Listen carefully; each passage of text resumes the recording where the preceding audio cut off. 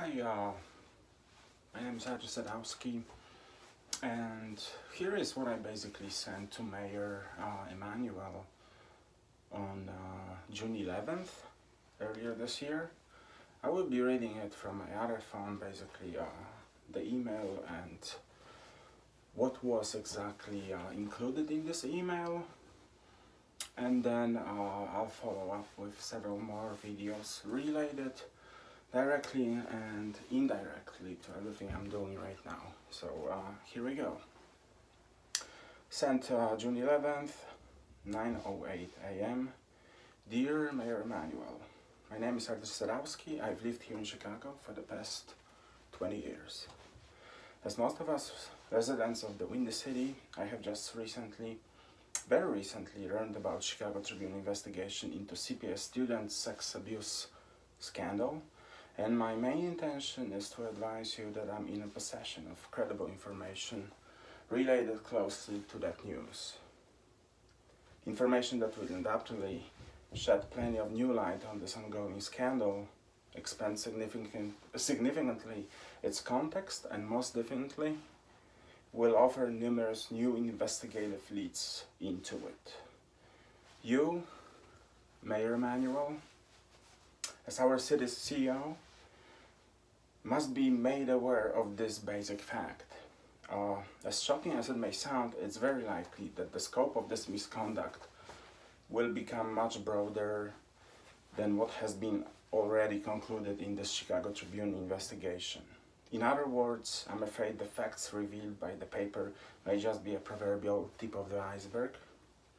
And the sooner you learn all that's still out there, the better for everyone in the city. There's something that you can do as a CEO of this great city almost overnight, and that is to bring an end to an extremely elaborate nationwide criminal conspiracy that has been sexually exploiting women and their children for decades. And over the last 18 months, I acquired adequate amount of evidence to prove it and present it to the public. These women are forced to be separated from their own children and sent back to work across the US for those self-proclaimed owners. Please believe me, I'm not talking now about the other tragedy of family separation taking place at our southern border. This statement right above is a matter of fact and is directly related to the debacle at CPS and my other concerns that I'm touching upon in this letter. You have to hear my detailed account of what I'm alleging right here. Simply because of potentially significant relevance of my information to your own internal investigation in the wake of these developments and real possibility of contribution of fresh evidence to any already initiated proceedings, I'm concluding that I have some kind of a moral obligation to share my findings first and foremost with you, the mayor of Chicago, the chief executive running this world-class city, and then do the same with respect to various local media outlets. In my opinion, assuming the information I decided to make public becomes at some point in the near future newsworthy, you'll still have some time to assess it firsthand and then respond accordingly. I will be quite honest here. At the first glance, this may sound to you and your staff as more of the same bad news that you're well aware of. You have acknowledged and to some degree already addressed, but at the same time, your response to my revelations will offer you a great chance to reconnect in some way with all the people of Chicago on the fundamentally human level. Don't get me wrong, I want this city to flourish, to break new grounds, to simply be the greatest city in the world, and I want you to succeed as our leader as well. And equally, the way you'll respond to what I'm about to present may be the ultimate test of your public commitment and mayoral leadership. I remember you said it first. Don't let any crisis go to waste. There's a serious scandal on your hands, and this may turn quite likely into a full-blown crisis once everything is properly exposed, and here the time isn't on anyone's side. For now, I'll be brief, on point, and somewhat general in my description, but I'm ready to share more details with you at any time in an appropriate setting. On January 25th, I went to one of the CPS schools on the northwest side of the city to report to the principal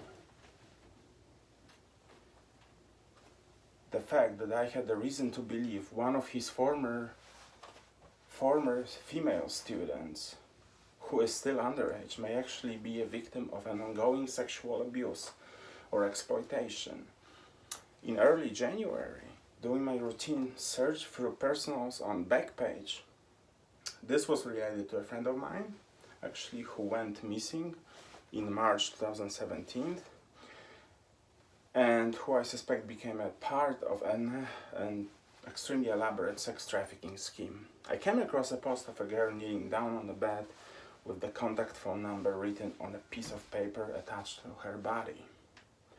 Post also included a link to her Facebook page, so you could see her name, what she looks like, and in general a lot of personal stuff from her personal life. However, when I reverse searched post contact number on Facebook, that number surprisingly didn't belong to her, but to a Las Vegas based guy in his 30s who, just by looking at his profile content, wasn't really shying away from an image of a gang affiliated pimp. Her Facebook page posts would indicate that she was 17, and I've noticed some gang-related symbolism throughout her posts as well. There was also one picture of her and her mother on a graduation day in front of the middle school she attended, and this somewhat helped me to identify school's name and obviously a location. That day in January, I talked about my finding to both school principal and his assistant. At the same time, I provided to them her name and showed the Backpage post. I also wanted to make sure this was indeed her real, name. We talked maybe for 10 minutes, and before I left the school, I identified myself and left them my contact phone number in case they have any further questions. And because whoever, DCFS obviously, they report this information to, that someone needs to call me as soon as possible, or to notify the police and tell them to get in touch with me, because I have more important information in relation to this case. Principal acknowledged at some point that the girl's name sounded familiar to him, and he assured me that he'd take immediately all necessary steps to address my concern. Maybe 3 or 4 hours later, I missed a phone call on my cell from a woman who was claiming in her voicemail to be with the CFS, contacting me regarding my school visit earlier in the day and asking me to call her back, so I did. I obviously declined the request to share any sensitive details just over the phone with that person, so I requested an appointment with someone who handles this type of cases at the CFS, and the situation is serious enough to get CPD, Chicago Public Department, involved as well. She assured me that because of the nature of the reported information, someone would definitely contact me within a day or two. I pressed the CFS official on following up with me, keeping in mind the real possibility that this most likely was still ongoing, and that students' situation required the CFS immediate attention, along with the CPD. Unfortunately, no one either from DCFS or CPD ever called me back, so on February the 5th, I visited Chicago Police Department, station located at 1160 North Larrabee Street, District 18th, and filed a police report describing this underage girl being advertised by pimps on internet. My conversation with her principal and DCFS, my January 16th report, 9 days before my school visit at Cook County Sheriff's Police Headquarters in Maywood, And I generally express my frustration at the entire process. How little has been done so far to help that young woman, and hold these people behind that back page posts accountable. Now this is important. You may be asking, wait a second, what does the Cook County Sheriff Police have to do with all that? I intentionally didn't present these elements of my story in the chronological order and mentioned a Cook County Sheriff Police angle just now because today's message to you, the mayor of Chicago, is primarily about information, evidence I have available that relates potentially to the CPS scandal, so I decided to start with sharing my CPS, DCFS experiences first and go from there. In short, both law enforcement agencies, I'm talking Chicago Police Department and Cook County Sheriff's Police Department, were informed about that female student case in particular, and potentially many other juvenile cases in general, through my reports back in January and February. And as of today, June 10th, I allege with full certainty that they have done literally nothing in order to learn more details, for example, from me, and initiate at least some preliminary steps to launch an investigation into it. Honestly, however, it isn't a matter of mere inaction of law enforcement agencies and other local agencies that I'm here to share and speak about. It's something much, much worse, much more vulgar and disturbing, cutting deeply into our national American identity, into who we are as Americans and as United States of America. And what I'm finding out is truly, truly horrifying. You will definitely raise some doubts and may even have a hard time believing me in several details of my story, but in my opinion, all the least credible elements can be easily verified and confirmed in an efficient and timely manner. Let's get back for one more thing to DCFS and the woman that called after my school visit on January 25th. And this was a little too bizarre to me. She texted me out of nowhere on March the 7th, and here is her text message exactly as it was written and sent. I just altered first and last names for now. Hi, Mrs. Sherman.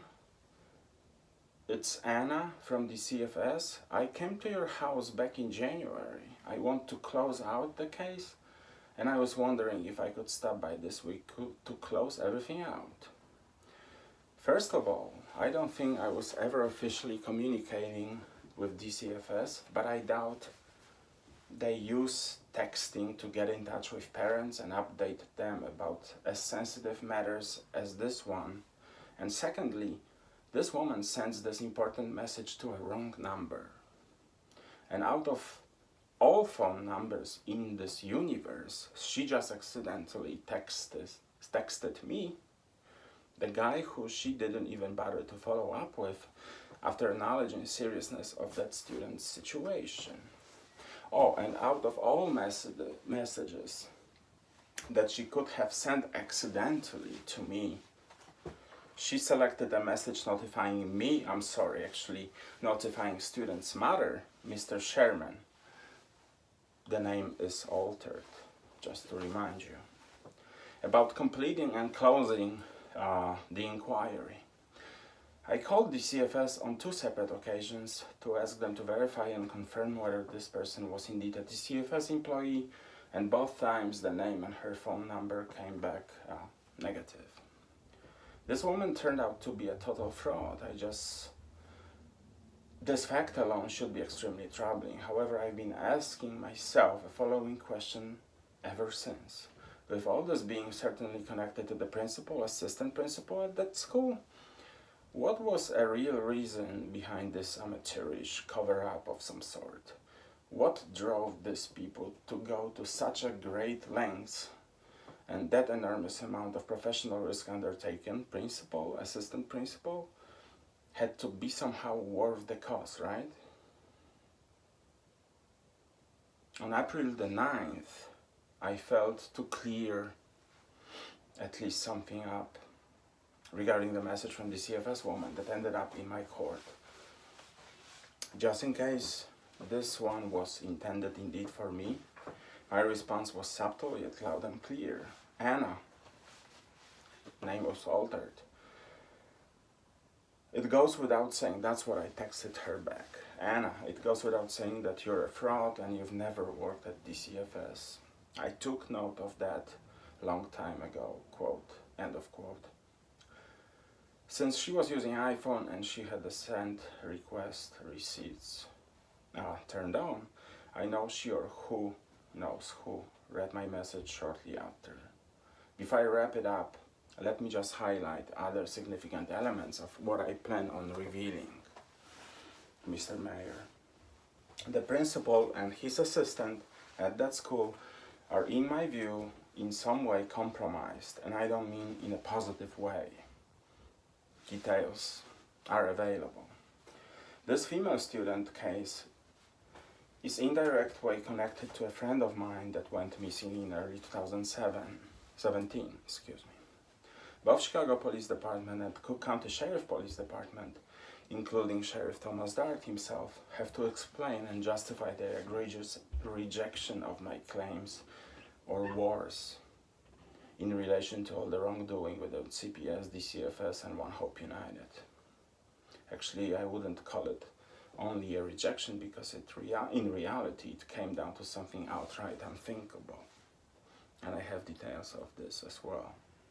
One Hope United is a well-respected adoption foster care services institution here in Chicago with multiple branches or multiple locations in Illinois, Florida, Missouri, and I believe in Wisconsin as well.